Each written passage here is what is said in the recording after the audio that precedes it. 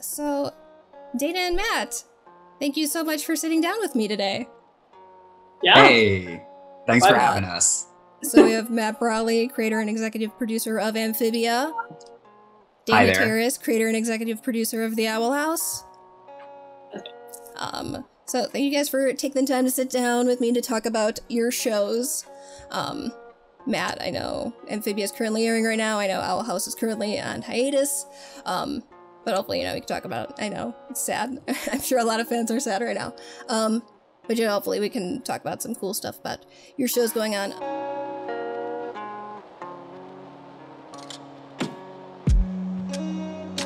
Yeah. Do you guys feel like you've had to, approach show running differently at all? Or, have to, maybe, relearn kind of aspects of show running at all ever since the pandemic?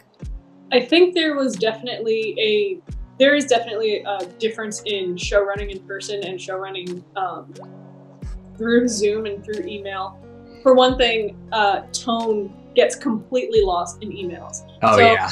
I used to be able to just walk into someone's office or cube and be like, hey, can we talk about this thing? Let's chat. But now if I just email someone, hey, let's talk, it terrifies them and it could ruin their day and really stress them out. So you have to be really kind of conscious how your tone is coming across in text. That's kind of the biggest communication hurdle that I've come across. Yeah, I mean, I never really used to do things via written notes. And now it's almost all written notes. So we'd have an animatic screening. I used to just really giving notes off the cuff from the hip, you know what I mean? Kind of in the moment. But now I really do sit down and I think about them and I type them out. And, that's got pros and cons. It's good because I think the notes are ultimately better.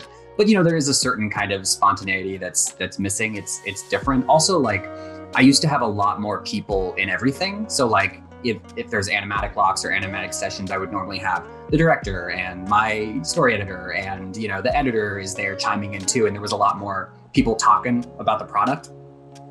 And to make it work in work from home, I sort of had to strip it all down so that it was sort of just me and the editor, or it's just me and the sound mixer, just to kind of filter things and streamline it. So there's some pros there because the work gets done a lot quicker, but there is a little bit of oh, I'm missing the discourse. Yeah.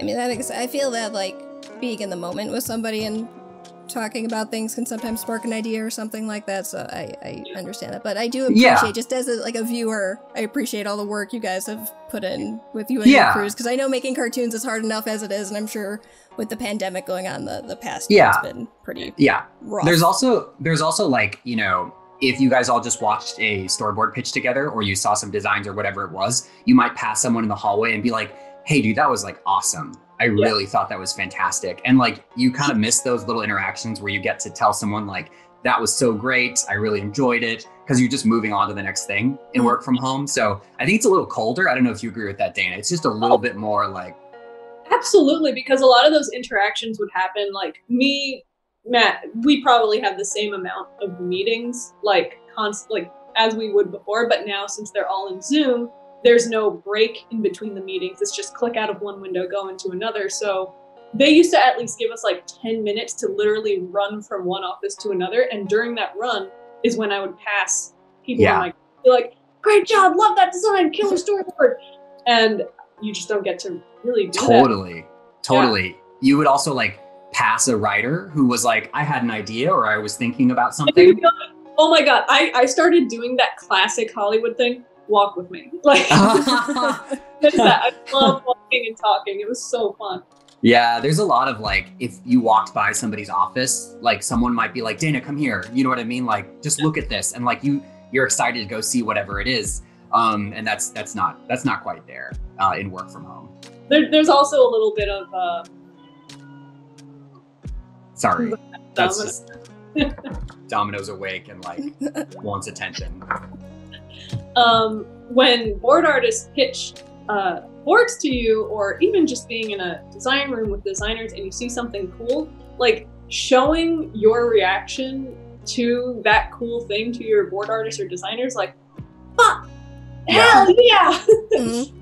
That's awesome. That's amazing. Is like helps boost people's moods, and yeah, it's just you can't do that as much now. Totally. I mean, you're talking about like passing. It almost reminds me of like high school when you're like passing through the halls during like passing period, and you like see your friends and like talk about something or something like that. Kind of like it's similar. Yeah. Yeah, no, I can definitely see like how certain aspects, like at least that personal aspect with your crew members has definitely changed since the pandemic and everything like that.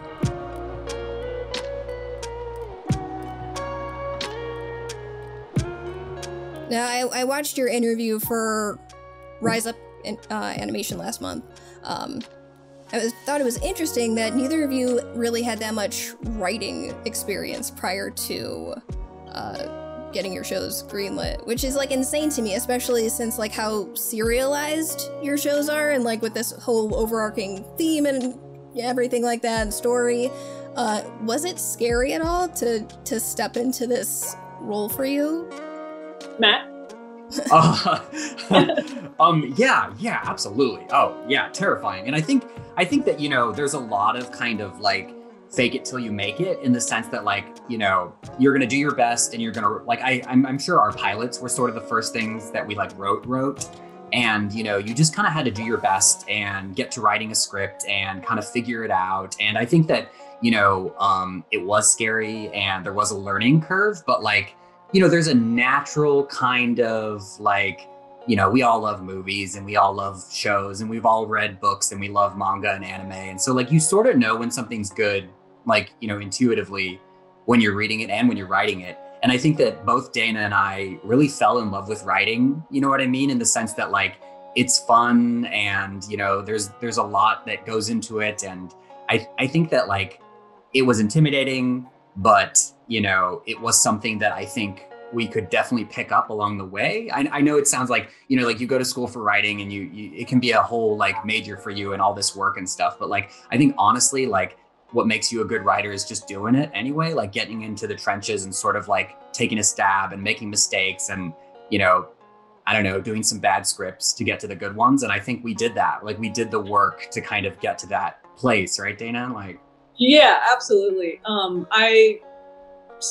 I agree with everything Brawley said. I was equally terrified, but I was also, I like doing things I'm very terrified of. I think Brawley can relate. Just it's a fun new challenge, something we've never been paid to do before, even if we've done stuff on our free time. Like I talk about how Owl House is a spite project pretty often, and getting to write on the show gives me so much joy in that respect as well. Just because when I was a kid and well into adulthood, I always had trouble communicating and talking to other people. So everyone would naturally say like, maybe this isn't your strong suit. Maybe you should do something. So getting to write the Owl House pilot, now in season 2, I'm writing full scripts, is it's just so fun. But yeah, I had to write and throw out a lot of scripts to get to this point. Yeah, and it was hard. Like, I mean, it was exciting though, right? It's exciting to like write a script for the first time and be like, oh, can I do this? I'm doing it. You know what I mean? Like it's not. The first few failures feel like absolute heartbreaks. Like, oh my God, maybe everyone right. But then But then you hit a success. You hit a really good episode, and you're just like, oh. Yeah. I can share with you sort of like a somewhat embarrassing anecdote, which is that I wrote the episode Hop Hop and Lock, which was like our dancing episode from season 1. And the creative process went like this. So I was like, oh, I've got this idea for a script and I'm just gonna write it. I'm gonna write it in one weekend. So like I wrote the entire script in one weekend and I was so proud of it. And I remember like handing it to our story editor and I was like, well, there's one script we don't have to write. You know what I mean? Like, you know, and then he like read it and he's like, I have like a lot of notes on this. I was like, oh, okay. You know, like, sure, let's do it. And like, we got it to a really good place, but you know, I'll never forget the thrill of sort of like finishing it and just kind of being like, I did it. I wrote this script and I like it. And like, I think that like, you know, this will make a pretty good episode. You know what I mean? Like it was fun. And like, also, you know, when it comes to Owl House, like Dana, something that like, you know, you can, correct me if I'm wrong on this, but like, there's so much in the Owl House that to me is about the creative process. Like the way that Luz doesn't want to be tied down to a certain track. It really reminds me of the conversations we'd have where you'd say like, but I don't just want to be a board artist, or I don't just want to be an animator. I don't just want to be a character designer. I'd like to try all these things, you know what I mean? And get good at them. Yeah, I mean, when I was going to SVA, and I think it's still pretty prevalent in art schools, there's like such a pressure to specialize. Like if you're going to be a character designer, you're going to be a character designer, capital C, capital D. If you're going to be a storyboard artist, that's all you're going to do. You don't have to learn how to animate. Just do all these things. And I always, like 1 week, I'm really into design, 1 week into this. And I actually had teachers who told me like, at some point, you're going to need to pick something. And it drove me nuts. Getting into the first day, it's weird saying the titles. I only speak through like the number production code. Yeah. Episode 114, technically episode 13, first day. Yeah, it was all about wanting to generalize, wanting to do a little bit of everything, and not being punished for that.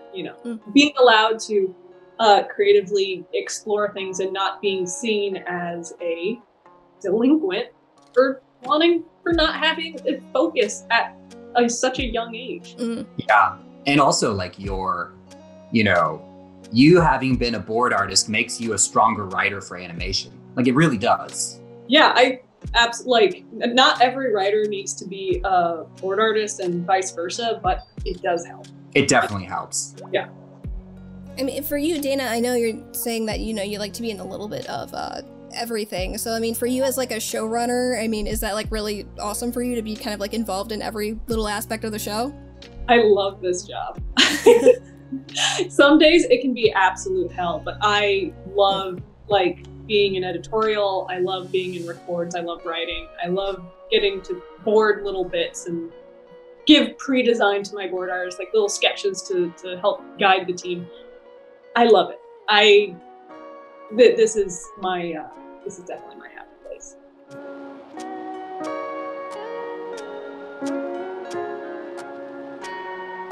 Now, hello, cat. To get my cat out of the way.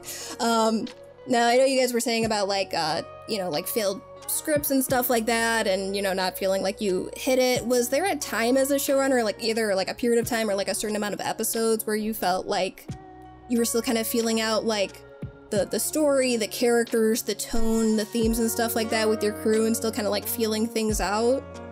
Honestly, for Owl House, I can fully admit that I didn't feel like, well, for one thing, there was a lot of studio interference in the first half of season 1. I had just a million executives, 6 executives giving me 6 different kinds of conflicting notes, and it made writing the episodes and finishing the episodes just so maddening. Yeah, and the tone of the first 13 episodes just don't feel like the show, which is the majority of the show, which is funny. It wasn't until understanding Willow, directed by Aminder Dhaliwal and written by John Bailey Owen, where I was like, oh, this is the shit I want to do. This is the fun, the drama, the like weird visuals that I really want to play with. Agony of a Witch was another one that was just like, oh yes, okay, we're getting there. And in season 2, we just like figured everything out. We honed in on every single character, and now we're just going for it. But it did, for our show, it did take a while, in my opinion. It's a great question, because I defy anyone who says like episode 1, baby, we nailed it. You know what I mean? Like that's a lie. I think, also we did the weird thing where we produced the episodes out of order. The story, it was something that actually we picked up on Gravity Falls, where like, Tourist Trapped was production code 107, which means it was the 7th script put into production. And, that was recommended because, they say like, oh, you don't want to give your you don't want to give your pilot to an animation studio and it's the first time they've ever worked on the show. And I was like, oh, you're right. That sounds like great advice. But like looking back, like, oh man, why did we do that to ourselves? Like we should have just gone in linear order, because like it was very, very difficult to kind of be like, okay, so the first episode we write is actually like 6 episodes in, where the characters all know each other. That's hard. You know what I mean? That was. I feel like that kind of show is fine for a very strict sitcom structure where you're not tracking lore, you're not tracking character changes, you're not setting up entire stories. The fact that they encourage that, even though we're telling them, hey, we're trying to do something a little different, something a little more linear. They're like, no, trust us. We've been doing this for years now. Yes, and that's a great point, Dana. That like not to specifically call out TVA like Disney, because it was basically all around town. Like it was sort of like a factory that was really good at making one thing, which was episodic sitcoms. Like it's just the way everything is designed. So like, for example, Phineas and Ferb, where there is continuity, but really every episode stands on its own. Not only is the kind of studio culture designed around it, but the production schedules are also designed around that mentality. So when you have a show like, Amphibia or The Owl House or Gravity Falls, where like there is a lot of like kind of like we're tracking character growth and progression, that sort of stuff we had to kind of figure out for ourselves. Like you could kind of sense it in the air that it wasn't something that everyone was super comfortable designing around. And when we got into season 2, I made a concerted effort to like work with my line producer to like rearrange the schedule in a way where it actually allowed us to do the things that you need to do for a linear show, which is, a lot of prep time, of course. And then I always need a couple of weeks between getting a board handed to me and pitching it, where I just make sure that everything is hooking up where it needs to be. Yeah. Kind of like the old Post-it pass process. I just moved from after you lock an animatic to right before I pitch to execs. Yeah, but to answer your question, Rebecca, where we sort of felt like we were finding the groove, not I don't know about for the tone or for like just the quality, but in terms of just the characters and how they interacted with one another, it was the episode Stakeout where Hop Up and Ann like do the drug trip. I mean that was a form. That was a good episode. It's a formative episode because we just felt like, oh, these characters are all clicking together, like in tandem. And before that it was kind of like, oh, I don't know, like how does Hop Up feel about Anne? How does Anne feel about Polly? How does Polly feel about Sprig? Like those things are they're getting defined. And actually the voice of Hop Up, Bill Farmer, he had something really nice to say, which was that like, it takes a few episodes just for the characters to kind of be consistent enough, you know what I mean? So that how they're going to behave in any given situation. Like, I mean, God willing, you have all that stuff like amazingly figured out after pilot or whatever, but I don't think it's that common. I think it's extremely hard to do if you don't have like 5 stories with these characters already kind of written. And I'm going to give you and I a break. We're also first-time showrunners, so we're both learning our own unique processes. Absolutely. Yeah. Absolutely.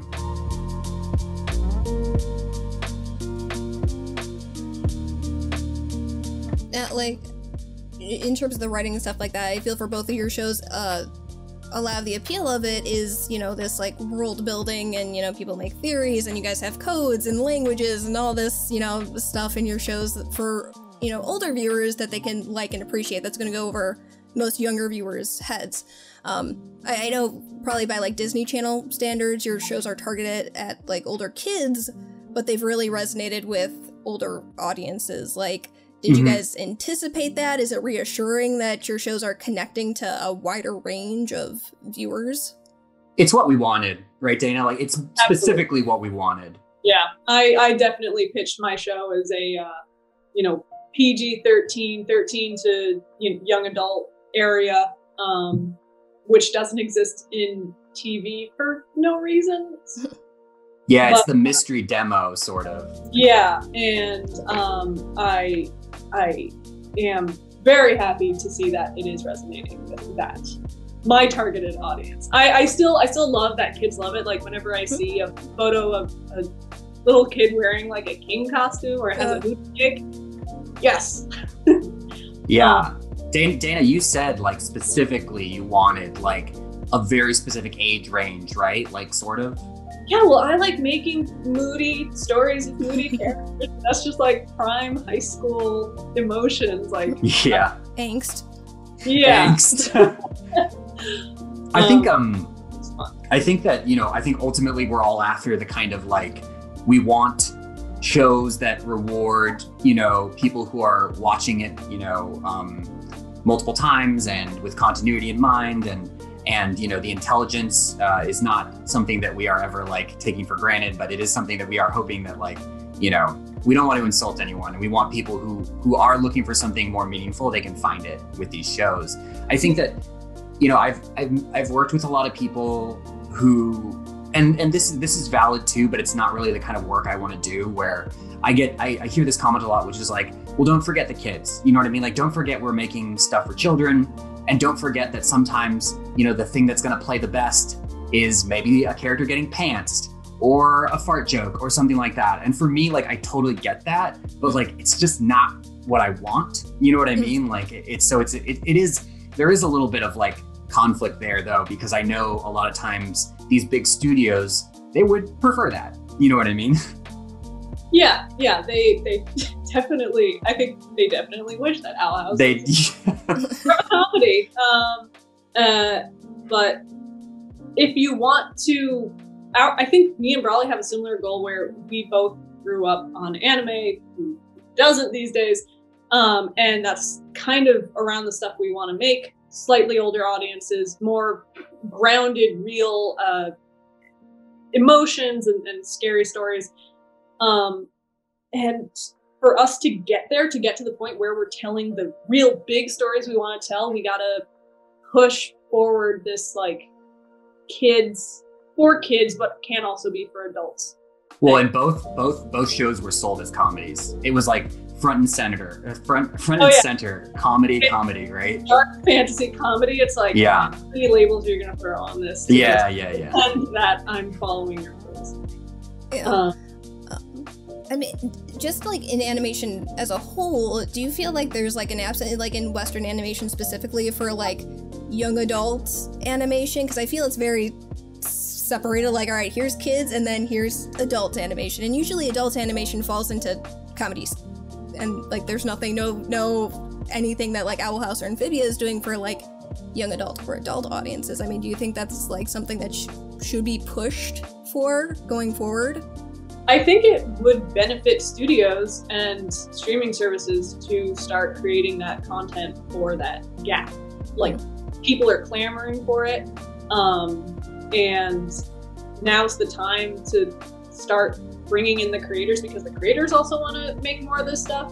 Like, and this is nothing against comedies that are aimed towards younger audiences. Like, everything can exist together. There shouldn't just be one kind of show.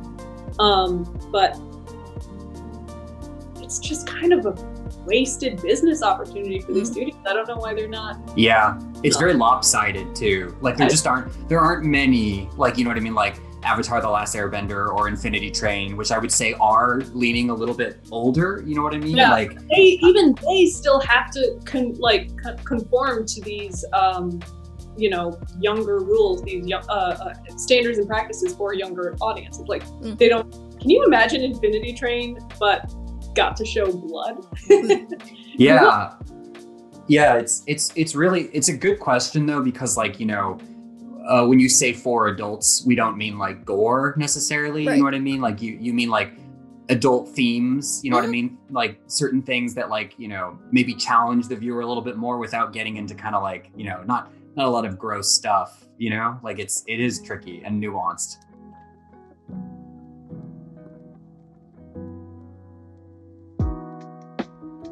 I mean, I feel with your shows in general, like there are mature themes for both of your shows that, you know, older viewers can find and identify with.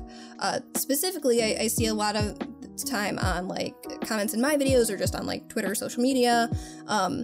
People feel seen or represented by Amphibia and Owl House, whether it's, you know, as an Asian American and they feel like they connect to Anne or Marcy, or, you know, part of the LGBT community and connect to, you know, Luz or Amity. I mean, like, what's the response, you know, from you guys? Like, what's it like seeing that response from viewers for your shows? It's wonderful. I mean, that's what you want when you're making a show, is to create characters that people not only enjoy watching but can see themselves in. And it's especially validating when you know that, especially for like the queer rep, it's especially validating to see people respond positively to it and relate to it when you've been told and you've seen other creators told before you that, like, the audience is so small. We got to think about the broader audience. We got to think about, you know, Middle America. It's like there's no gay people in Middle America, but it's nice. It's nice. Yeah, it's the best. I think, you know, and it's so funny because, like, you know, the real like win is just existing, which is like such a funny accomplishment, where it's like, you know, that the kind of subversive win for these characters is like, it's a win that Anne is Thai and that she exists. And it's like, wow, that's all you had to do is exist. And that shows you like kind of how dire it is in terms of representation. Like, you take Luz, who is bi, and it's like Luz's big win is existing. You know what I mean? Which is crazy, but it's like, that's sort of where we are. Yeah. But it's incredibly gratifying. I remember Lost in Languages when we started boarding that, and the board artists were like, wait, is she gonna blush at Emra and Edric? And I'm like, yeah. But is this gonna be okay? They're both cute. Yeah, that was an interesting episode to work on. But yeah, it is great to see audiences connect. Now, I have another question, but I do want to ask you something, Dave. I can't recall which crew member it was, but I remember seeing a tweet that you guys got a note because, like, Edric and Emra, like, their eyes were always, like, half-lidded. That was Aminder, the director for the episode. That was my note. Oh. Wait, what was the tweet? I'm curious. Yeah, it was just like the Edric and Emra, in every scene they had like this half-lidded, like, mysterious, sultry expression. And I was just like, let's pull it back for some scenes. Like, sure, just it's in a little there. bit. Let's give them some emotional contrast. And that's such an interesting, like, you know, actually Sasha has half-lidded eyes for the majority of, you know, being on screen as well. It's a really interesting, it's almost like an anime shorthand, right?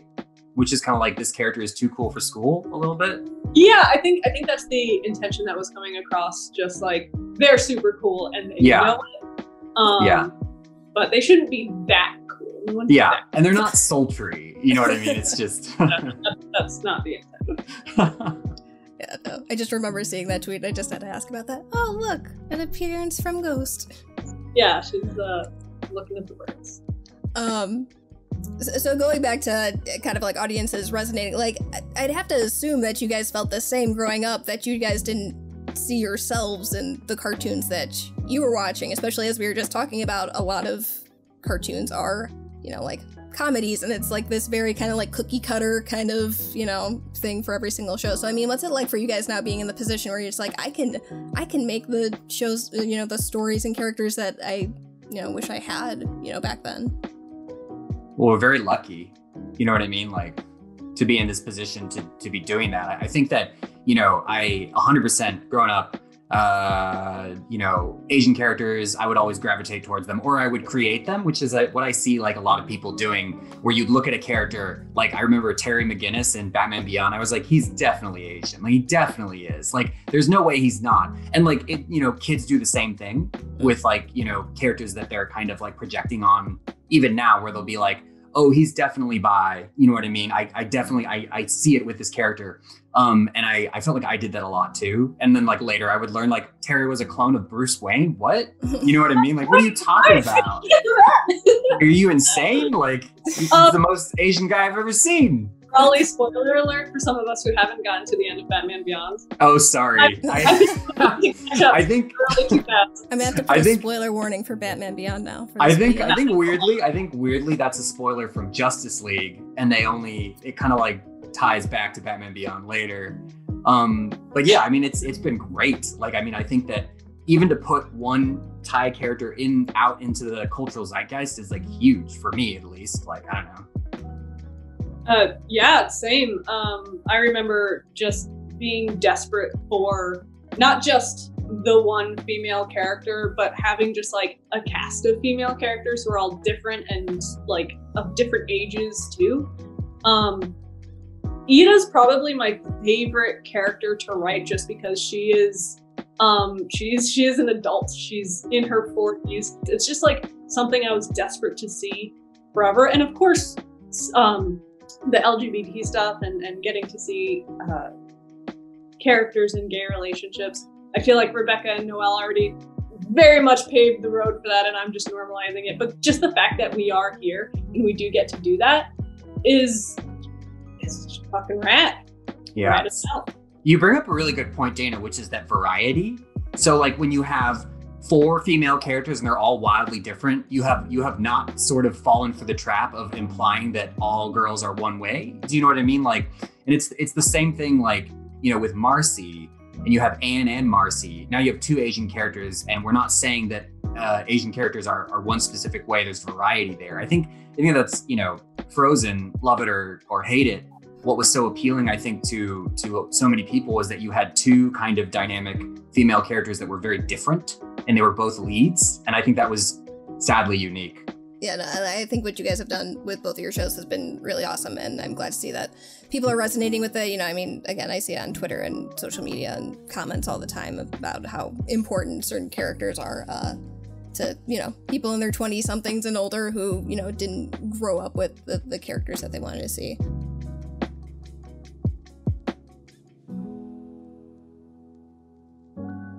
So I know over the summer you guys had like an awesome animation block with Amphibia, Big City Greens, and Owl House.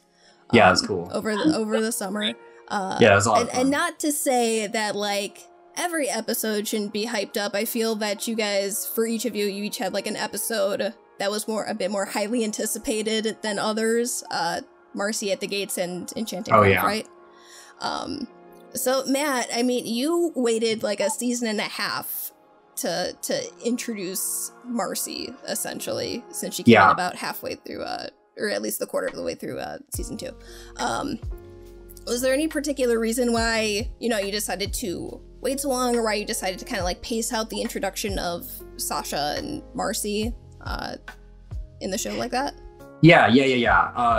Great question. I think that, you know, it was a big gamble. It was a big sort of investment on our part, where it was like, for the first season, we are just going to try to sell you on Anne being in this new environment, Warwood, and her relationship with one of the girls, Sasha. And I think that, you know, first time showrunner, also, you know, I just didn't want to bite off more than I could chew. And I felt strongly that to do Marcy justice, I would have to wait on her. You know what I mean? But that was very risky, because if we hadn't been picked up for a second season, you never would have met her, which is kind of crazy to think about. Could have happened though. Could have easily happened. There are plenty of one and done season shows. You know what I mean? So like, I think for us though, like, there aren't even that many Sasha episodes in season 1. There's like, she shows up 3 times, like once at the very beginning in a stinger, once in the middle, and then just once at the end, and like that's it. And the rest of the show is just trying to get you to care about Anne and the Planters. I firmly believe that if I had tried to kind of get Marcy in the mix, it would have been too much for me. So we kind of saved her for the second season, and I'm glad we did, because I feel like now she has so much room to herself. You know what I mean? You'll look at season 2 and you'll be like, oh, cool, that's Marcy's season. You know what I mean? And like, you'll look at season 1 and you'll be like, oh, that was specifically about Anne and Sasha. But, you know, it came with a lot of challenges, which were that, like, you know, developing Marcy's personality and how she would interact with other characters, having to wait as long as we did. I think it did make it a little tricky. But I'm glad we did, and I think it turned out pretty good. I'm pretty happy with it, and I think she's a favorite character now for a reason. But like, yeah, it was a kind of big commitment on our part. And like, I think that like, you know, it could have gone very poorly. I mean, do you feel like you were more nervous for like the introduction of Marcy versus like other characters because you waited so long? Yeah, absolutely. Yeah. I think I remember like when we had the board launch for Marcy at the Gates, I was very nervous and I was very kind of like, if you don't like this character, the show will fall apart. You know what I mean? Like if you aren't sold on this girl in the first 5 minutes of meeting her, I don't think the rest of the show will work. You know what I mean? So it's a lot. It's a lot to kind of hang on one character. And I think that like the writer, Adam Kolas, and the board artist, Anna O'Brien, they really took this character and ran with her in a really great and specific way. And Haley Chu, the voice actress, who, by the way, I mean, this stuff's pretty interesting. I think it's interesting, but like, both Haley Chu and Anna Akana were possible Anns, like in the audition process. Yeah. After I had heard them audition, I decided, well, maybe not for Anne, but like their voices kind of stuck with me like forever. And so like when it came time to cast Sasha and Marcy, I was still thinking about them. And so like, I think it's really interesting to know that they were both almost Anne themselves. Oh, that's cool that they ended up being the trio in the end, though. That's pretty awesome. Yeah. That's a really cool fun fact. I think so. I know there's some like stickiness about like, you know, saying who auditioned for what. I think maybe there's something a little uncouth about it, but in this sense, I think it's pretty cool.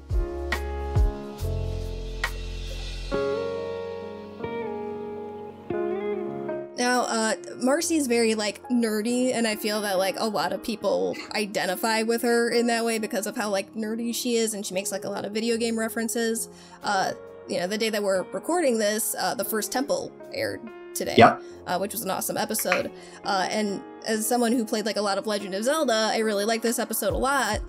So what's it like for you and, you know, your crew being able to put in, like, video game references and stuff like that, and aspects of video games into the show? Yeah, so I mean, Marcy, full disclosure, I had a trio of best friends when I was growing up, and I was very much the Marcy. You know what I mean? Like, Anne is one of my friends, and Sasha is another one of my friends. But I was definitely the Marcy, where I'm trying to get my friends into stuff that, like, for whatever reason, they're just not vibing with. You know what I mean? It was very common for me to be like, oh, you guys have to watch this anime. And I would sit them down and try to make them watch all 20 episodes of like Slayers or something. And I could just see their eyes glazing over. You know what I mean? Like we were so close that they took a stab or a swing for me. And so it's incredibly gratifying to have a character like Marcy, who I feel like we can inject so much of ourselves in. And, you know, it's not just me. I feel like the majority of the Amphibia crew relates with Marcy. Her enthusiasm for the media that she consumes, her love of fantasy worlds, you know what I mean? She's very creative, she's very energetic, and I think we all kind of put so much of ourselves in her. And with regards to the video game references, I mean, you know, Amphibia is in many ways for Marcy wish fulfillment.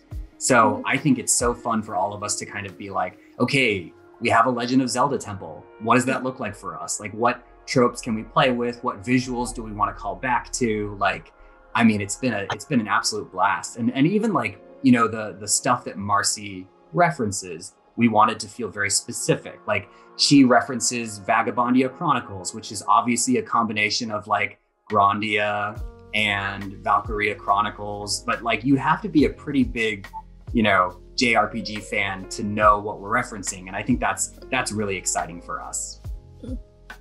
I mean, Dana, I'll also open this up for you because I know you're like a big avid Pokemon fan.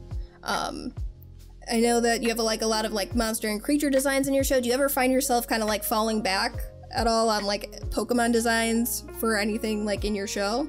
Oh my gosh. I mean, the proportions of the characters in the show are, you know, 100% based off of like trainer proportions. From Ken Sugimori and their incredible design team over at Game Freak. The monster designs, our character designers, Matt Cousin and Marina Gardner, they're both like big fans of Monster Hunter and Dark Souls and these games that are just specifically just all about creature design. So yeah, we definitely use this show as a way to just kind of flex those unique Pokemon muscles that we developed as kids. I feel like kids who grew up watching Pokemon are excellent creature designers, right? Yeah. Yeah. Because you know which proportions to push. You know what I mean? Mm-hmm. I remember tracing a image of Nidoking when I was like in ballet class, and I realized I was tracing, and I cried. I was like, "Oh, jeez! I'm sorry, Pokemon. I'm sorry. I traced you. I'll do better." I felt like you were like cheating, like just copying. Yeah, and then I actually got to meet Ken Sugimori once, and I told him that story, and he was just like, "Oh, tracing's fine." I mean, that's cool that you got to meet him though. Like, that's awesome that you got the chance it was to. Very cool. It was a couple of years ago. We had a tour of Game Freak. It was a very That is awesome. Yeah, that is very, very cool.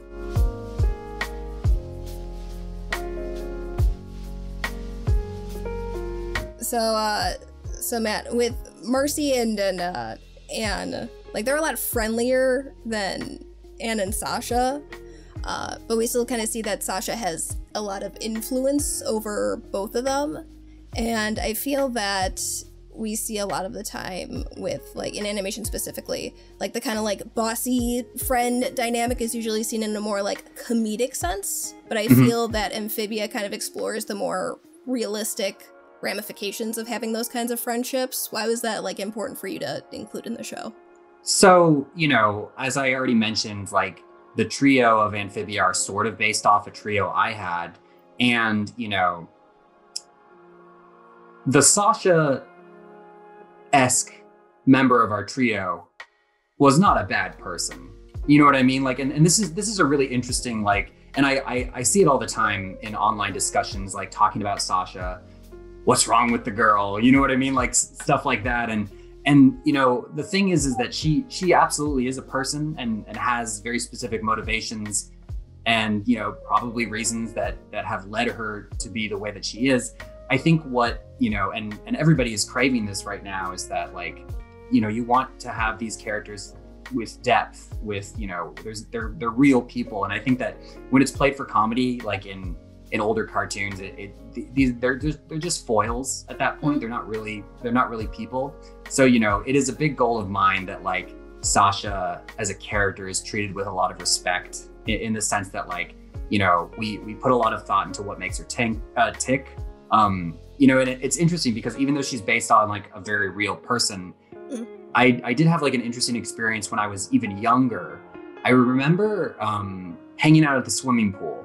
And, you know, what was so interesting about being super young and being in a big setting where there's lots of kids is that you sort of end up like meeting and interacting with a bunch of kids that you never would otherwise. And I remember running into this group of kids that had an obvious leader, like a very clear leader. And it was very strange. And by the way, we're only like 7, you know what I mean? Like there's, you know, like, I don't know what's making these kids tick at that point, but you got to imagine not a lot.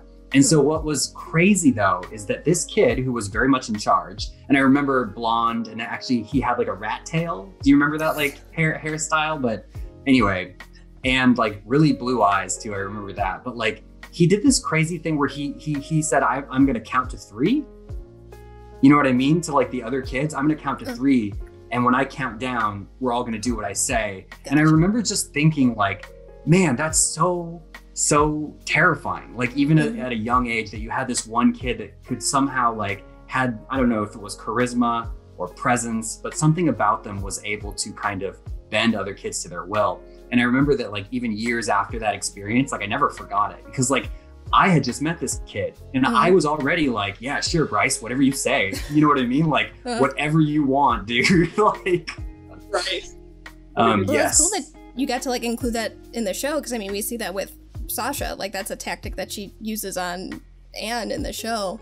Yes. And that shit works, man. Yeah. You know what I mean? Like it's weird. It's weird, but it works. But like, you know, for me that like, you know, and I don't want to give anything away. I don't want to talk too much about it because I think it is something that, you know, people are very fascinated by, but like, you know, portraying this friendship and its dynamics and how it works great and how maybe it's not great at all is like one of the show's like biggest priorities. And I'm so happy that people are sort of like latching onto that, because we are exploring it and we're excited to explore it. It's like one of the best parts of the show is like Sasha's pull on these other two girls, and the dynamic between the three of them is really like, you know, one of the engines that makes the show tick.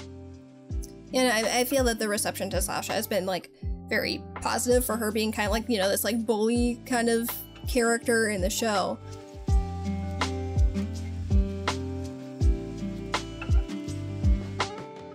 You know, and Dana, I feel that a character that gets compared a lot to Sasha and who follows kind of like this similar kind of archetype is, you know, Amity, and how she kind of starts off as a bully in the show. But I mean, do you both feel that it's important to, you know, at one point in time, bullies kind of just felt just like this very cookie cutter, just like they're mean for the sake of being mean kind of a thing.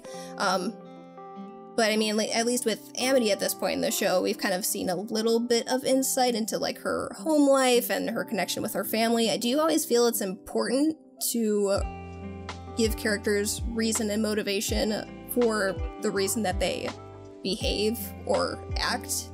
I mean, when it comes to writing a character, it is extremely important for yourself to just know what's going on behind the curtain. Even if that never really makes the light of day, you gotta know how the character works. For Amity, yeah, I think it was important to show in Understanding Willow how her parents have pressured her in the past to go on this very specific route to be super accomplished, be, you know, straight A's, make connections with other kids who have good ties to businesses. It's like, huh? she's 6. But it very much just feels like the kinds of parents who would force kids to be friends because they were friends or they wanted to have a meeting together, and this is just their weird social excuse to do that. And I think even just in real life, I am of the mind that information is always power. Context gives you power, and is extremely important in dealing with situations. I think you know, real life bullies. Some people deserve a second chance. Some people need help. Some people are just kind of jerks. But to come to those conclusions, you need to have context, and that's kind of what I think about just when I'm dealing with antagonistic characters. I mean, Matt, do you feel like kind of similar to like even like characters who fall into like a more antagonistic role? It's important to like fully flesh them out and develop them. Yeah. To like give them like a motivation, even though they do, you know, bad things, like that there's always a reason behind it. Yeah, I mean, it's you know, and one of the things that I love so much about Understanding Willow is the moment where Amity does, you know, explain herself. I never felt like she was not taking responsibility, though. You know what I mean? Like Dana, like she does say like, you know, I was weak in this way and that's on me. And I think that's so wonderful because like, I think ultimately what makes her such a strong and sympathetic character is that responsibility. And like, you know, I think you were sort of alluding to this, Dana, which is that you will meet people though in your life who have wonderful parents and they're just assholes. You know what I mean? Like that's like that's absolutely a thing. Yeah. Sorry, go ahead. No, go ahead. I was just gonna say, like, I'm not of the mind that every villain or every antagonist deserves to be redeemed. But again, it all just comes from the context of the background and the context behind their choices. Exactly. You don't need to, you know, not everyone needs a sad backstory, and not every sad backstory means that you deserve a second chance. It's just information for the choices they make mathematically in story structure. I couldn't have put it better myself. And I think that's the perfect answer to your question, Rebecca, which is just that sometimes, you know what I mean? Like sometimes you want a character to be very sympathetic and have a road to redemption. Other times you want a character to not be sympathetic and having made certain choices that got them to the place that they are, you understand those choices, but you don't sympathize with them. You know what I mean? So it's all, these are all different flavors of antagonists and they have different results. You know what I mean? It all depends on what you want your audience to feel a little bit. Yeah. Gotcha. No, I mean, I feel that like Sasha and Amity are two like very well written characters and well thought out, like for those specific reasons. I love now, we were chit-chatting a little bit before, and you said that Amity was one of the hardest characters for you to write. Is there a specific reason? And then, like, what are some characters that you have an easier time writing, and do you have, like, a reason in particular why they're easier? Yeah, there is a reason. I think there are other people on the crew who very much identify with Amity and love working with her. I've always struggled with her personally because she is the one I relate least to.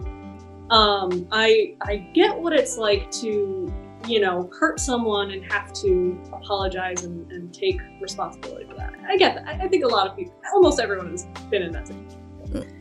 But outside that, I was a horrible student. My parents were, after a certain point, they were never controlling, but at some point they were pretty absent. And so the context, talking about context behind choices, the context behind each of her choices, I have to constantly remind myself, like, okay, here's the bullet point of how what she thinks about her mom, what she thinks about her dad, stuff that might have happened to her in the past, how she relates to her siblings, and what the siblings think of the parents and how they deal with that together. So it's just a lot of information to keep in my head at once while writing her. And for some people, it's a little more intuitive for Amity. I think she's a fun character to work with. She's just... Characters like Ida and Luce are, and even King, like the main trio, they're each, like, their core personalities are taken from, you know, how I felt in high school, how I feel now as a grumpy adult, and King is just like this chaotic force that I find very fun. So, yeah, those three I find easiest to write, but man, it's just difficult.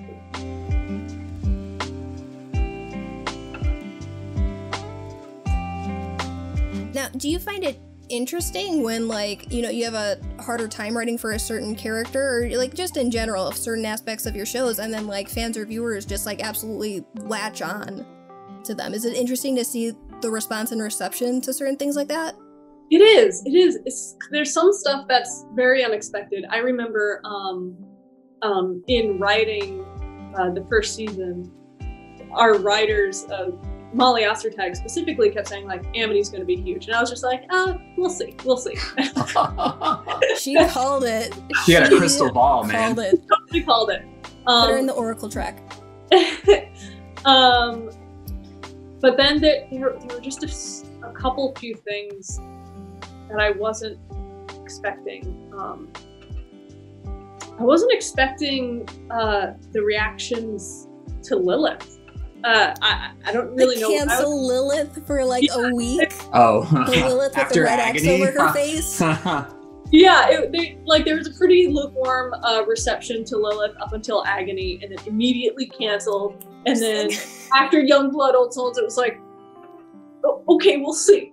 Well, just like, and I just that how quickly that switched, and you know, there's a lot of fans who are still expecting to see what Lilith's journey is afterwards, as they should. But it was just funny to see how immediately they were like, this is unforgivable, no matter what the cause. And then they see the cause and they're like, maybe it might be she can make up for this.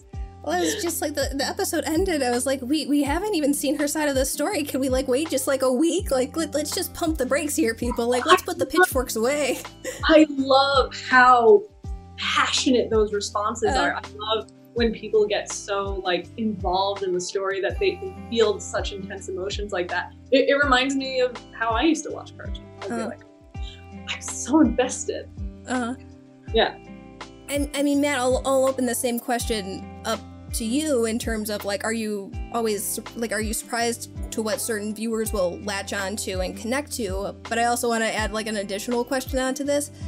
Like, even if there's like a super intense, you know, like emotion that someone may feel towards something that happens in the show, like, do you still like, you know, with the Lilith example that Dana just had, do you still, like, are you still satisfied by that in a way? Because it's a reaction, like, having a reaction, even if it's a negative one, is better than, like, no reaction at all from a viewer? Yeah, 100%. Okay. I mean, this is going to sound a little bit too robotic, but it's all data for us. You know what I mean? It's all feedback. Like, you know, and that's the crazy thing about when we were making our first seasons, is that we were basically writing in a bubble. So like, until any of our content is out there, we have to rely on our crew and on the execs to give us feedback, and on focus testing if you really care about that, which you probably shouldn't. You know what I mean? So like, but then when the show comes out, suddenly you have more information than you know what to do with, right, Dana? Like, it's like there's almost too much feedback here. You know what I mean? So like, you need to get context. Yeah, you need to get really good at like looking at the overall sample and being like, okay, but what's the broad takeaway here? Okay, people are really mad at Lilith right now, like really mad. You know what I mean? Like, that's the broad. And then if you wanted to get more specific, you can read comments and all that stuff about it. But I think that like, it's incredibly helpful for us because we're entertainers and storytellers first and foremost. We want feedback, you know? We kill for the feedback. We want to know what you think, because like, if we don't know what you think, how can we learn? How can we make choices? You know what I mean? Like, it's super important. So we want to entertain, and we want to know what parts of our show are entertaining the most, so that we can have a next show after these shows continue entertaining. Yeah, and it's a relationship. Like, we don't want to let you guys down. You know what I mean? Like, you have put trust in us a little bit by watching our shows that we are hoping to pay forward. You know what I mean? So there's a relationship there. I think, you know, and to get more specific in terms of what people have latched onto, one of my favorite things I love reading about is why Sasha let go at the end of Reunion. You know what I mean? Like, on the top of Toe Tower. And like, so that's something that like, you guys should have been there in the animatic room when like we screened that, and like everyone was like what? Like, well, why? Like, why did she let go? Like, what's going on right there? And like, is she feeling jealous? Is she feeling angry? Is she feeling spiteful? Is she feeling, you know, benevolent? And I think that Bert Yoon, one of our directors, said it best. And you can call this a cop-out or not, but he just spoke up and he was like, it's all those things. You know what I mean? He was just like, it's everything, man. And he has like kind of this very like, I don't know, I'm probably doing an awful impression of him, but like, you know, I kind of turned to him and I was like, yes, it's that. There's too much happening in Sasha's head in the one moment to distill it into one concrete feeling. But regardless of that, letting go is the choice. Do you know what I mean? And like, that's one of the things that I love reading about the most, is like, what exactly was the thought process to her letting go that led her to that moment. But like, you know, it's also one of those crazy things that like, Sasha letting go at the end was always going to be there. It was like basically already there from the initial pitch of the show. Like, I knew that's how that moment was going to play for these girls, because I was so, you know, interested in like, okay, but what happens now to them? Like, where does their relationship go from here now that one of them sort of opted out? You know what I mean? At the very end, at the peak of their conflict. And so like, that's been kind of like a North Star for me, is that I love reading feedback on that moment. I love hearing what people, you know, really thought about it, how they think like, you know, that process went for Sasha as a character. But I'm so happy we stuck with it, because like, we could have easily had her not let go. You know what I mean? We could have easily had it been an accident where it's like, oh, there's a kerfuffle and Anne's trying to catch her, and like, for whatever reason, their hands miss and like, it just didn't happen. And that totally would have been cool. You know what I mean? Like that would have been a take, and it would have been respectable, and it totally would have been, you know, fine. But I love that like, you have this moment that so many people have watched and are like, now, but hold on. You know what I mean? Like, I think that's great. That's a great feeling for us. I loved that moment where she chooses to let go. It felt so real, of just like, there's so much, there's like, what I was projecting onto Sasha was just this mixture of regret, this mixture of like love for Anne, but also like spite and hatred that it got to this point, and just being like, I have to wait till later. Yes. Figure this out later. Like, yes. And I think you put it really well. And again, I don't want to like put a concrete answer on it, because I love that there's some.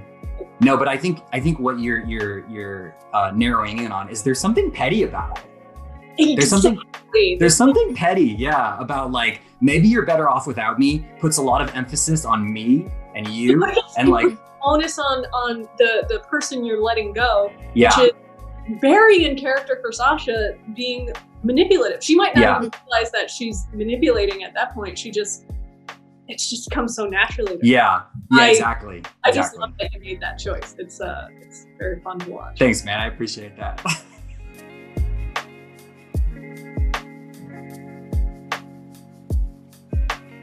Yeah, no, that was a very good scene, especially with Lean on Me playing, and then like the in the background with the red, like very iconic scene. I can't talk about money. Like that's definitely something that will get me in like huge trouble. But like the idea that we were able to use Lean on Me was 100% because we were under budget. It's the only reason. Season 1, for whatever crazy reason, came in under budget, and we could afford Lean on Me. You could get the rights to Lean on Me. Yeah, I can't tell you how much it was. I wish I could, but like it was. Wait, let me just say this. It'll never happen again. I don't think I'll ever be able to afford a piece of licensed music ever again. Probably. I didn't tell you this, but I tried to license a song for the season 2 finale. Oh, by an indie German band called the Monoculars. So and like knowing how much yours costs, I was like, this is going to be like a fraction of what Lean on Me costs. And it was. The number that we got back was like Don't say the number. less than half of yours. But they were just like, yeah, no. Oh. No more of that. No more. It's COVID times, no more of that. Everything's getting cut and all. Yeah. I mean, turning into a kerfuffle, so I don't get to do that. But that's something we didn't talk about, Rebecca, but man, the belt tightening from the studio has been really intense. Like, I mean, with the parks being closed, with the parks being closed, like we were under so much pressure, like in that regard. Yeah.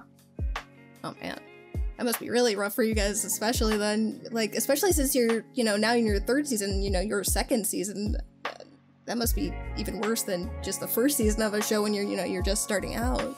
Well, it's just like, as we're starting to board our finale for season 2, and we're getting episodes back from the first half, and we're dealing with color and retakes, and it's just like, oh God, now's the time where we need the money. Yeah. Beautiful. I have to shout out to my, art director Ricky, our TDs, Pong and Bessie. Oh God, they just make the show so beautiful. And the rest of the team, of course, is just nailing it, killing it. But adding the restraints force on us from the squashed budget due to COVID has definitely been a pain in the ass to deal with in the giant equation of show running. It just messes everything. Yeah, but don't think about it. Like, we don't want you to think about it. Just, it doesn't really matter. Yeah, that's for us. It's not for you. Let's see how much of the budget went into this episode. That's for us, not for you. Wait, Dana, what was the band name you were talking about? They're called the Binoculars. The Binoculars, okay. I'm going to send every Owl House fan to look at the Binoculars' entire discography, and I want them to guess what the song we're going to pick was going to be. Amazing. I was just about to say the song, but yeah, if they want to guess. Okay, no, we'll never know. The song has nothing to do, like, thematically with anything happening. I just really like the way it's Gotcha. Oh. All right. All right. Wow, that's fun. Fun to know. Yeah. That's a challenge I'm gonna send out right now.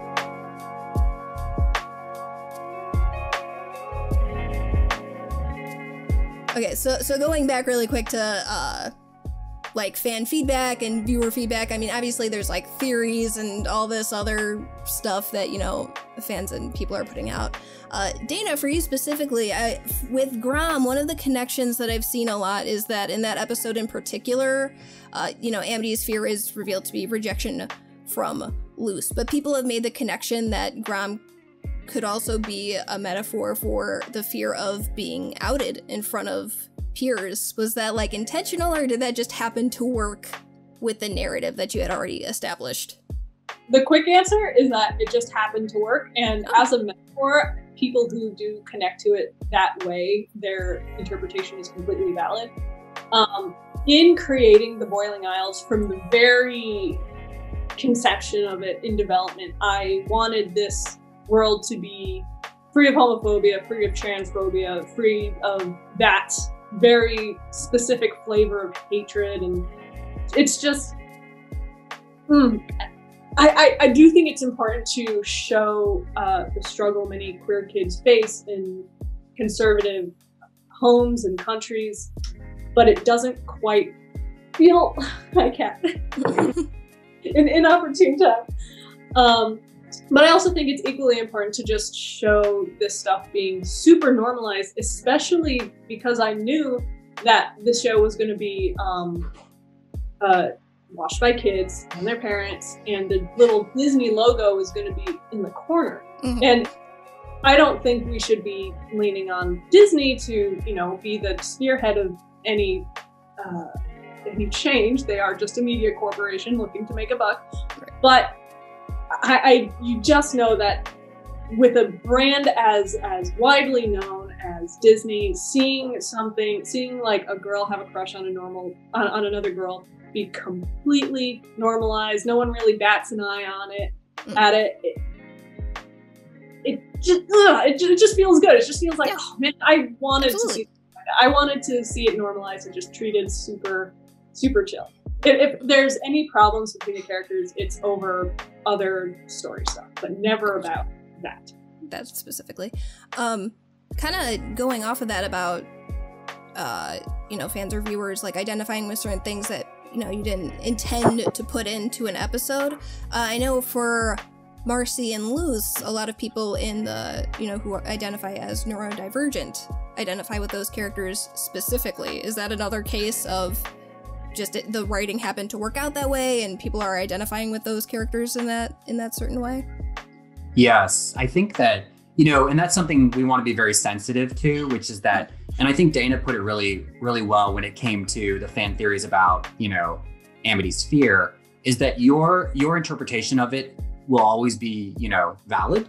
You know what I mean? Like if you see these qualities in Marcy, if you see these qualities in Luz, that's awesome. And that makes us super happy. We want to be completely upfront and honest with the ideas that it was not my intention specifically to represent a, neurodivergent person with Marcy, but we are so pleased that people are seeing themselves in the characters.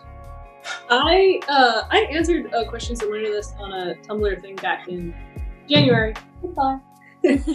And I kind of want to take back what I said. I said, it wasn't my intention to give Luz ADHD, and that's still the case, but it was absolutely my intention to make Luz neurodivergent. But back in 2016, 2017, when I was first working with that character, I had never heard that word before. Mm-hmm. So after doing some research and looking up that word and just seeing it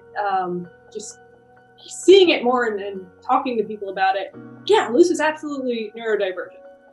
And people who see her with ADHD, yeah, she has ADHD, but it's obviously doesn't hinder her. She learns a little differently. She's very visual and she likes doing a lot of things at once. She's interested in a lot of things, and that's a boon to her. And it's a boon to people around her who can learn how to do things a little differently from her. It was always, always, always my intention to show someone who just learns a little differently, and that's totally cool and actually super helpful in a lot of these situations that she ends up in. There's a really cool thing with fictional characters too. I think a really great example is when Frank Oz said that Bert and Ernie weren't gay. Do you guys remember that? It was this kind of awkward controversy where, he said, well, they they're Muppets or whatever, and it wasn't our intention, but it's it doesn't matter because they are, what I mean? Sometimes the fandom is right. Yeah. I mean, kind of going off of that in a way, are there certain aspects, not necessarily saying that you wish oh man, I wish I could go back and rewrite that, but are there certain things that fans point out or connect with that you're oh, maybe that would have been cool to elaborate on more, for an episode that's already aired? Yeah, absolutely. I mean, when we write these things, we do them with certain time constraints and we're very much in a specific moment. I've absolutely read certain things where I'm like, oh, that would have been better. You know what I mean? I mean, a part of our job is always taking feedback moving forward. You know what I mean? Like we can't retroactively fix or change things, and that would be really destructive anyway. So like we always take stuff forward, and I've definitely read stuff. Animation also takes a long time. Yeah, so but I've definitely, after it's been done, we're seeing it. Yeah, I've definitely read stuff where I'm like, oh, that would have been awesome. Mm-hmm. Yeah, as Brawley put it earlier, it's all very valuable data, not only moving forward, but like knowing how to handle similar things for potential future projects. It's something I'm always just like, okay, I'll think about that next time. Maybe noted later, because it's thinking back on what you could have done to change episodes that have already premiered is not useful or productive, and it just kind of bums you out. Yeah, it also just like, there's this really interesting thing too, I think with our shows specifically, with lots of shows, which is like, the fans are so also creative, and many of them are budding writers themselves, that like sometimes a show gets written in their heads. Like, when they look at Owl House season 2, or they look at Amphibia season 2B or season 3, and they're sort of charting it already. And like, they've got great ideas, and we may align on certain things, we may diverge on other things, but like, it's something that a fandom has a lot of power in that way to build this kind of version of the show in their heads that maybe we don't even have the budget for. You know what I mean? Mm-hmm. Like, I've seen some predictions that get like scarily close to stuff. Yeah. Really? Nothing that's like quite there yet, but some stuff that I'm just like, ooh. Oh my God. I've had the crew send me fan art, and they were like, how did they know, or something? And I'm like, they independently arrived at a similar conclusion. You know what I mean? Like, okay. There's been scary things. So we have a lot of new characters coming up in season 2, and one of them, their name is very specific, and it's just, we've had a couple just tweets or Instagram messages that different crew members have found, specifically asking like, can you add a character named blank in the show? And I'm just like, how do they know? No. They're in the walls. Yeah. Oh God, they're in my yeah. But hey, more power to them, in the sense that, like, yeah, they don't even know. Yeah.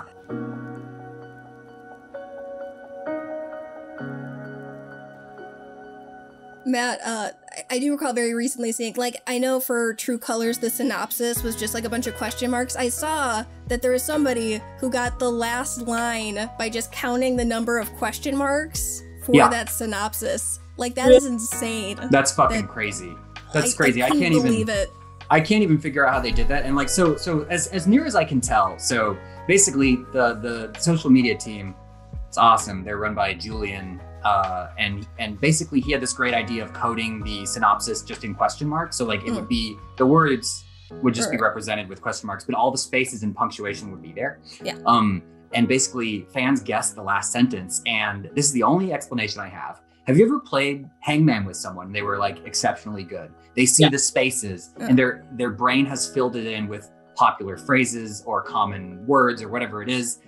The last line of the synopsis was, someone has other plans. And so basically someone just plugged it in and was like, what if it's someone has other plans? And I think because that phrase is so common, you know what I mean? It was something that they were able to do, but I can't believe it. That's crazy. That's crazy. I was baffled by that when I saw that on Twitter. I was like, that is insane. Like, I can't do that. No, that's not human. That's not human. And like all the people who have cracked the Owl House language, like moments after it aired. Insane. Hold on. I keep this at my desk for both of your shows, by the way, so I can have a little cheat sheet. Insane. So unbelievable. By the way, Dana, who picks where the codes go in the episodes? Who picks where they the codes for each episode of the Owl House, where the decipherable codes are? Like, who picks the location of where they are? Oh, my art director. I tell him the word, and we give him the little code that needs to go there. And I think I'm the only person who can read it like a sentence because it's a secret language I developed with my friend in high school to pass notes. And yeah, he just puts it in whatever background he wants. The first day was the worst. Happened at like the end of the episode in the darkest, tiniest corner, and I was like, at the end of the episode, I'm like, I think I missed it. I'm like, it's not here. I can't find it. But no, it was like last scene. Gotta turn the brightness on your TV. Yeah, I know. And that's how I have to find them, though. It's like when I, do the review, I like pause, look at the background. Is it there? No. Okay. Play. Pause. Look at the background. Is it there? No. Okay. And then that's how I have to find it. We have playbacks where we watch the finished thing with a bunch of people just to make sure there's not this like huge mistakes going through. Right. And I always try to make it a point to be like, okay, where's the code? Where's the code? And I can never find it. Like Ricky always. Some of them are hard. Some of them are very hard.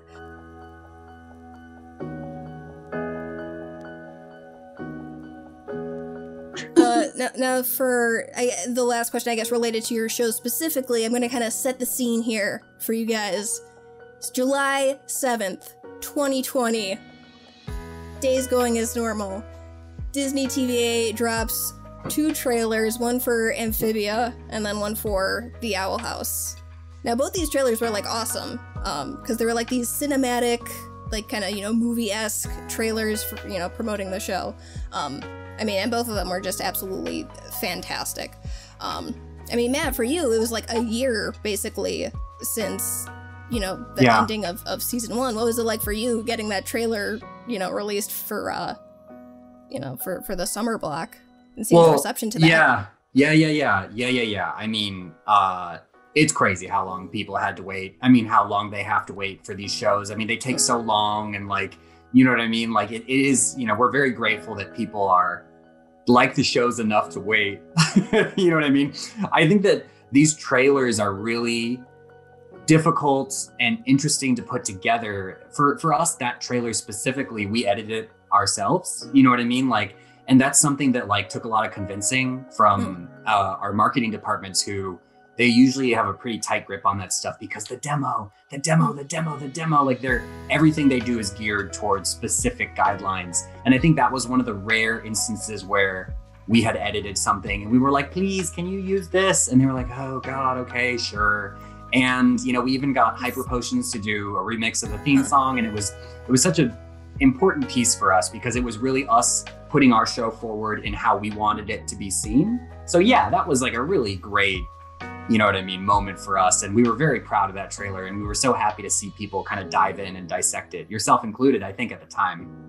I did. The funny thing about that is that both of your shows released like a 30-second teaser trailer or something like that, like before. I was actually like recording in my closet for the 30-second promo for Amphibia.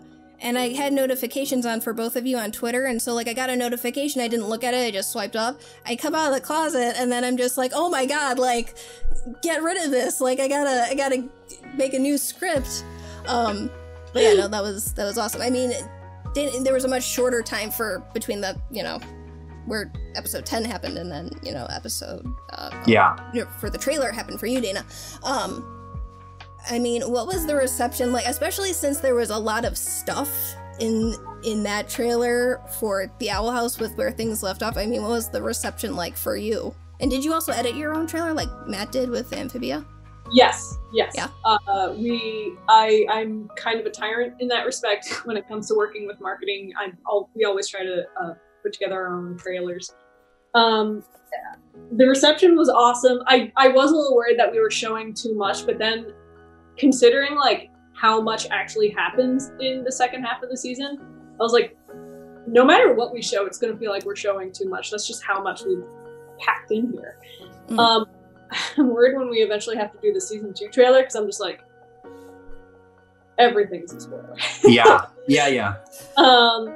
But the reception was great. The excitement that built around it was great. That moment in the hallway where Amity puts her hands on Lisa's shoulders created a lot of hype, and that was very fun to see because, we knew what was going to happen and expecting it, and I would just hope that I was just like, oh, now I have to live up to the hype. okay. Yeah. It was fun. It was fun to see everyone's reaction. I mean, it really felt that, like, everyone was, like, at a party, like, having a good time. And Yeah. then, like, you, like, ran up on stage and, like, said, like, there really isn't into a microphone and then just, like, kind of pieced out and, like, left and just left everybody there to, like, sit on that for a bit. To ruminate. I mean, did you anticipate the reaction that tweet specifically was gonna get? No, I kind of like, I was just kind of goofing around. I just was kind of lightheartedly interacting with people, and and then like, it exploded into just. and then it exploded, and now it's a bit of a meme, and I think And now it's a meme. it's fun. Yeah.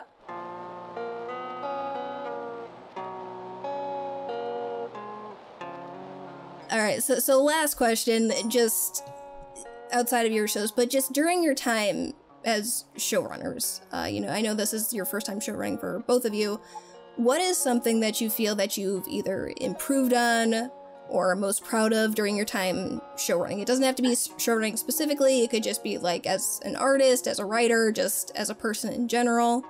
And then what's something you'd like to continue to improve on during your time as a showrunner? Oh man, this is a hard one. Yeah, it is a hard one. Dana, let me know if you have a thought. I think I need to, I'm trying to formulate what I can go first. Yeah, go for it. I am very proud of myself with the strides I've made in writing personally. And I'm also just extremely proud of the crew for how they stepped up in season 2. It really feels like an elevation. It is an elevation. On a personal level, I'm very proud of myself for this job has made me encounter a lot of things that I used to be very afraid of. Like, probably, I don't remember if you were in the room for my first storyboard pitch on Gravity Falls, but I was so terrified. My knees were shaking, my voice was shaking. What episode was it? Oh God, for my very first storyboard. Yeah. Not What He Seems. I don't think I was there. You know, dude. just a casual episode, just not that big. I don't think I would have been there. It's not my episode, so yeah. Yeah, I was a revisionist up until then. That was Steven Sandoval's. Oh yeah. And I was just terrified. I was so terrified. But now when it comes to like public speaking or talking in front of crowds, literal crowds, I'm super chill. My stage fright has been quelled. I'm very proud of that. Good. How about you, Matt? I think, you know, from a creative point of view, I've gotten a lot better at kind of letting people who are really good at their jobs just do them. You know what I mean? Like, I think that in season 1, especially at the very early days, I really had a hard time like letting people write these characters and board these characters and you know, even voice direct these characters. And I think, you know, it took me months, it took me years, but I really have, you know, loosened my grip. I haven't tightened my grip. I've loosened my grip a little bit creatively, and I've really gotten better work that way, I think. I think the show got better the more I let people do their jobs and do them well. But that's a tough thing to do with characters that are yours and the story that is your baby. Yeah. I mean, Dana, do you feel similarly to that at all? Like, in terms of, like, letting your crew kind of, you know, trust, not necessarily that you don't trust them, but kind of giving them that Yes. control? I try to give my team as much room to play as possible. This is actually something I still have a very hard time with. I'm very controlling, very obsessive over minute detail things. I think that's, honestly, I felt like I was getting better at letting go, similar to you, Brawley, before quarantine, but now that I'm working off of my computer, I just have to like triple check and quadruple check every little thing that it got me back into. Yeah, that's a good point, actually. Quarantine may have reversed a little bit of my progress in that regard. But I mean, that only makes sense because, like, you know. I mean, everyone's kind of tired and yeah. If anyone's going to be staying up late or working weekends, I do want it to be me instead of anyone else. Yeah, so, that's a good point. I hope I we can get back into the studio and things can resume in a somewhat fashion. I hope that for you guys as well. I'm sure you guys miss seeing your crews and yeah, very much. So hopefully in the coming months that will happen.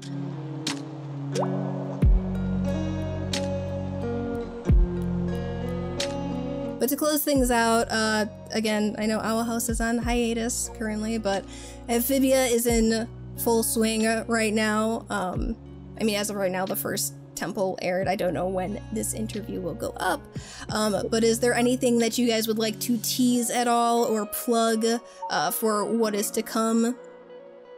For me, I just want to say that, you know, we are building momentum towards our finale, True Colors, and that I just really hope that, you know, everyone who is thinking about watching the show, get in there. Do you know what I mean? Before it's too late. Like before True Colors airs, I just want to make sure we have as many people who are interested in the show watching it, because I really want you all to be a part of that event. Do you know what I mean? Like I don't want you to miss it. So I guess that's what I would say about that is like, if you're interested in the show, if you're on the fence about it, I think now's the best time to start watching to kind of gear up for True Colors, because that is an episode that I don't want to overhype or anything, but we're very proud of it. Good. So it's I will only say we're very proud of it.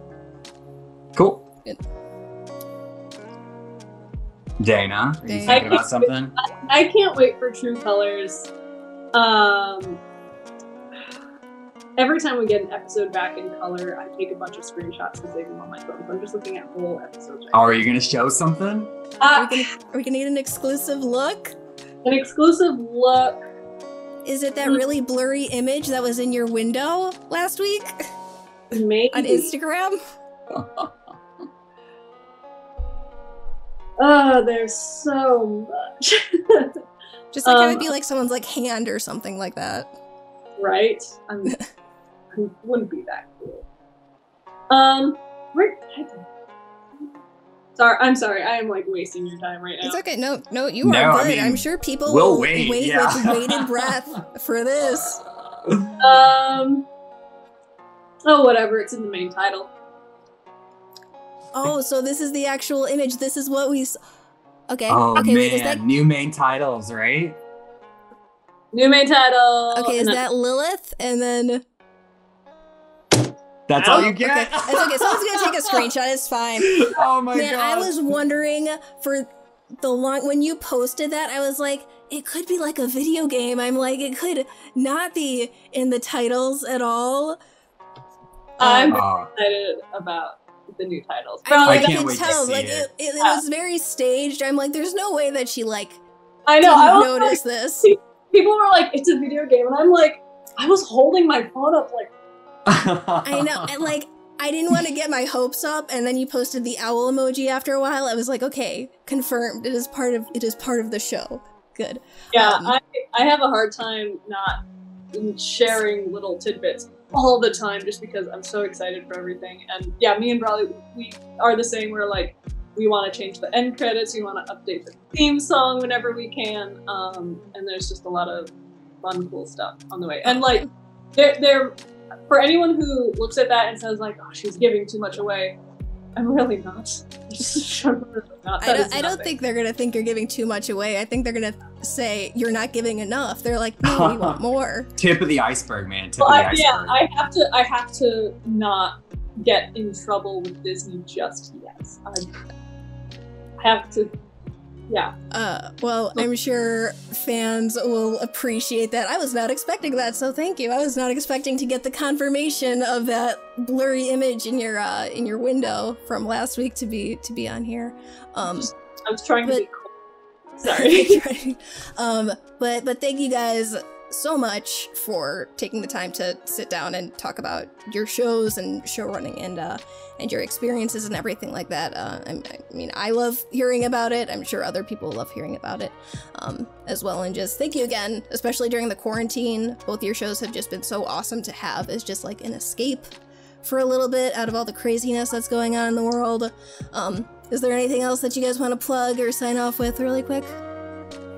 That's really funny that, you know, I'm sure you guys have joked about this, Dana, but the writers have been like, and don't go back. You know what I mean? Like, don't go back. And no. Stay here forever.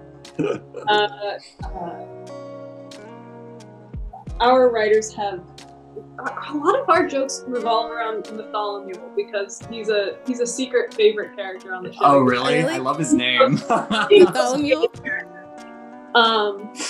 He's it's just funny.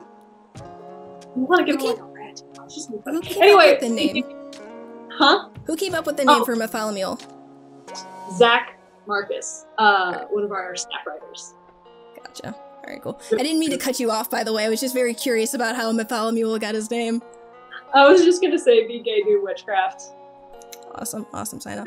All right, so thank you all so much for watching. I hope you have a fantastic day, and until next time, guys, take care. Bye. Thanks, Rebecca. Take care.